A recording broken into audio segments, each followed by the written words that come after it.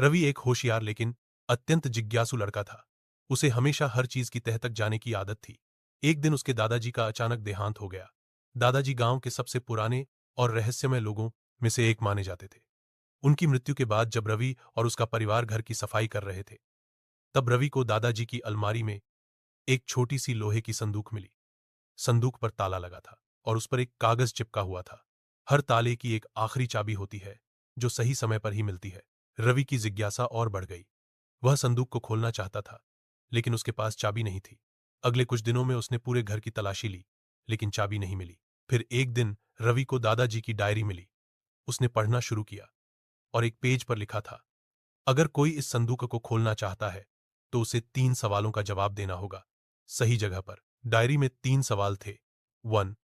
सबसे मूल्यवान चीज क्या है जिसे खोने के बाद वापस नहीं पाया जा सकता? 2. वह कौन सी चीज है जो बांटने से बढ़ती है? डायरी के अनुसार ये जवाब संदूक पर बने 3 बटनों के नीचे दर्ज करने थे। रवि ने एक एक करके उत्तर दर्ज किए। जैसे ही उसने तीसरा उत्तर डाला, ताला खुद खुद खुल गया। तो इसका मतलब है कि तुमने समझदारी और धैर्य दोनों दिखाए। यह विरासत तुम्हारी है, इसका सही इस्तेमाल करना। साथ ही उसमें दादाजी की एक पुरानी घड़ी भी थी। वही रवि ने उस घड़ी को पहन लिया और उसी दिन से उसने समय की कीमत को समझना शुरू किया। अगर आप इस कहानी को किसी खास थीम या किरदार के साथ बदलवाना चाहें, जैसे विज्ञान, हॉरर या बच्चों के लिए, तो बताएं, मैं उसी हिसाब से संपादित कर सकता हूं।